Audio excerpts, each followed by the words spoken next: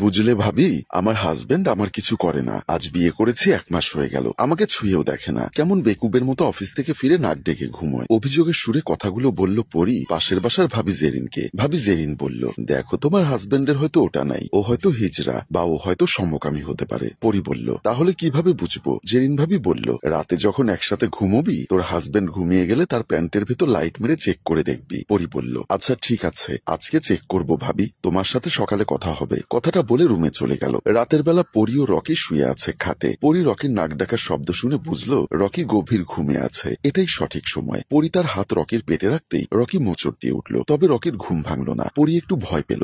Rocky এখন চিত হয়ে শুয়ে আছে। পরি আবারও ট্রাই করলো। পরি প্রথমে পেটে হাত রাখলো, পরে আস্তে আস্তে নিচে নামতে থাকলো। তখনই হঠাৎ রকির ঘুম ভেঙে গেল। আদি চিৎকার দিয়ে উঠল, কি চাও? পরি চমকে উঠে বলল, আমি স্বামীর অধিকার চাই, বউয়ের মর্যাদা চাই, আমার বাসর রাত চাই। তোমার মতো গ্রামের গন্ধওয়ালা মেয়েকে আমি কখনো আমার বউ হিসাবে মেনে নিতে পারবো না। আমাদের বংশের সম্মান নিতে এসেছো? গরিবের মেয়ে হয়ে চৌধুরী পরিবারের বউ, ভাবলেই গা ঘিন ঘিন করে। এই কথা শুনে পরীর বুকটা ভেতর থেকে হাহাকার করে ওঠে। তার বিয়ে হয়েছে শহরের অন্যতম ধনী পরিবারের ছেলে রকি চৌধুরীর সঙ্গে। আজকে রাতেই পরী বুঝে যায় এই পথ সহজ নয়, কিন্তু সে ভাঙবে না। প্রয়োজনে একটু বাঁকা হবে। সকালের আলোয় যখন অন্য বউয়েরা মাথায় ঘোমটা দিয়ে শ্বশুর শাশুড়ির আশীর্বাদ পায়, তখন পরী দাঁড়িয়ে থাকে রান্নাঘরের কোণে। মুখে কোনো কথা নেই, চোখে কোনো স্বপ্ন নেই। চাকরানির মতো রান্নাঘরে কাজ করে যাচ্ছে। রকির মা মিসেস চৌধুরী রান্নাঘরের দরজায় এসে কড়া গলায় বলে ওঠেন, তুমি তো শহরের রীতিনীতি জানো না, তাই না? তোমার মতো গায়ের মেয়েদের এসব মানায় না। আজ থেকে কিচেনে কাজ শুরু করো। আমরা শহরের মানুষ, আয়েসে অভ্যস্ত। পরি কিছু বলে না, শুধু মাথা নিচু করে কাজ শুরু করে দেয়।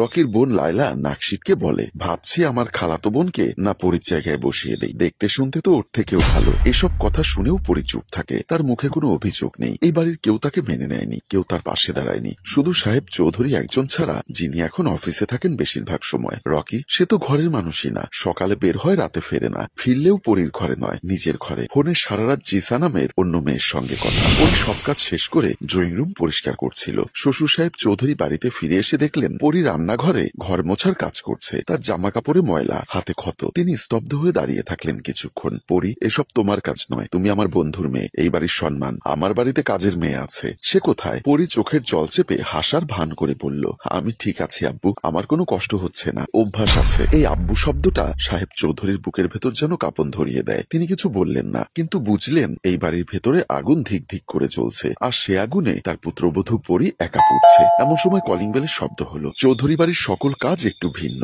শাশুড়ি গিয়ে দরজা খুলল। দেখলো এক স্মার্ট স্টাইলিস্ট মেয়ে, দামি সানগ্লাস, লাল ঠোঁট আর চোখে তাচ্ছিল্য। তার নাম জিসা, রকির প্রেমিকা। সাথে রকিও দাঁড়িয়ে আছে। আজ সে নিজেই মাকে জানিয়ে দিল, জিসা কিছুদিন আমাদের বাসায় থাকবে। আমার শাশুড়ি তো খুশিতে উড়ে যাচ্ছেন। জিসা মা, তুমি থাকো যতদিন খুশি, তুমি তো এবাড়ির হবু বউ ছিলে, আছোই তো, এসো ভেতরে এসো বলি আমার শাশুড়ি তাদেরকে ভেতরে নিয়ে গেল। আমার শ্বশুর সবকিছু বুঝে তাদেরকে কিছু বলল না, রুমে চলে গেল। এই কথাটা যেন কাচের মতো ভেঙে ভেঙে পরির উপর এসে পড়ে। পরি রান্নাঘরে চলে গেল। খাবারের সময় হয়ে গেছে, টেবিলে খাবার দিবে। হঠাৎ জিসা ব্যাগ চুরি ফেলে বলে, তোমরা শহরে কাজের মেয়ে পাও না? আমার রুমটা পরিষ্কার করাও, আর হ্যাঁ, গরম পানি চাই। রকির সামনে এই অপমান শুনেও পরি কিছু বলে না। সে চলে যায় জিসার ঘর পরিষ্কার করতে। রকি চোখের কোণ দিয়ে শুধু দেখে। তার চোখে নেই কোনো সহানুভূতি, নেই কোনো দায়িত্ব। সে পরির দিকে তাকিয়ে বলে, এত হাউসওয়াইফ হওয়ার ইচ্ছা থাকলে গ্রামে থাকলেই পারতে পরি। এই শহর তোমার জন্য না, এই শহরে তোমার মতো গ্রামের মেয়েদের মানায় না। পরি কোনো জবাব দিল না। বিছানা ঠিক করে দিয়ে বাইরে চলে আসলো। পরি একা বসে আছে ঘরের কোনায়, চোখে জল।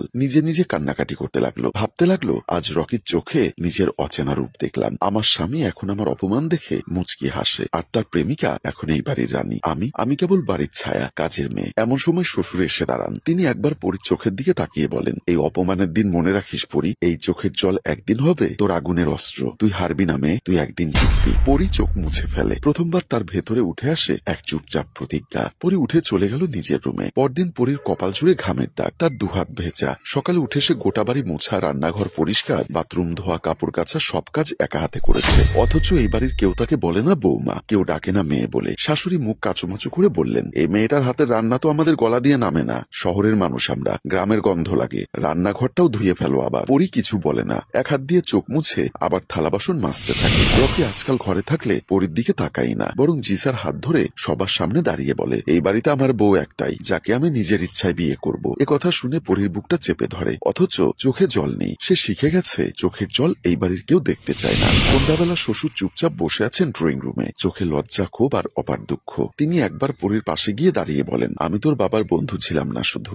ছিলাম ভাইয়ের মতো। তুই যা সহ্য করছিস তা তো একজন চাকরানিও করে না মা। কিন্তু পরী, মনে রাখিস তুই হারতে পারবি না, তোকে জিততেই হবে। পরী চোখের জল চেপে ধরে, মাথা নিচু করে বলে, আচ্ছা বাবা, আমি চেষ্টা করব। পরী আজ ঘুমোয় রান্নাঘরের পাশে ছোট্ট স্টোর রুমে। তার বিছানায় নেই আরাম, শুধু বালিশে পুরনো চিঠির মতো কিছু চোখের জল। পরীর দিনগুলো কাটছে তিক্ত অভিজ্ঞতায়, কিন্তু আজ যা হলো তা তার জীবনের সবচেয়ে বড় দাগ হয়ে রইল। চোখ দিয়ে পড়ছে অসংখ্য নোনা জল। সকালবেলা কাজ সেরে দাঁড়িয়েছিল রান্নাঘরের পাশে, এক কাপ চা হাতে নিয়েই এক চুমুক গালে দিতে হঠাৎ বলে উঠলেন, তুমি যে সারাদিন বাড়ির কাজ করো, তোমার হাতে কি ফোসকা হয় না? তোমার শরীর কি লোহা দিয়ে তৈরি? তুমি তো মানুষ। পরী খেয়াল করলেন শাশুড়ি পরীর পক্ষে গালপিটা শুরু করলেন, গরিব লোকের মেয়ে, কাজে ব্যস্ত থাকো, এই বাড়ির কেউ তোমাকে বউ বলে স্বীকার করে না। পরী আর চুপ থাকতে পারল না, সে গলার আওয়াজ করে বলল, মা, আমি আপনার সম্মান রক্ষা করতে এসেছি, কিন্তু আমার প্রতি যে আপনাদের অবহেলা সেটা আমি সহ্য করতে পারছি না। আসলে বৌমা, আমি ভুল করছি, বুঝতে পারছি তোমার প্রতি অনেক অন্যায় করে ফেলেছি। আমাকে এবার আরেকবার সুযোগ দাও। তুমি রুমে গিয়ে রেস্ট করো, এখন থেকে সব কাজ আমি নিজের হাতে করব। পরিবেশ অবাক হলেও সেখান থেকে চলে আসে। ঘরে গিয়ে পরী খেয়াল করলো সেখানে আগে থেকে একজন পুরুষ বসে আছে। হাসতে হাসতে এগিয়ে আসলে তাকে প্রশ্ন করলো, আপনি কে?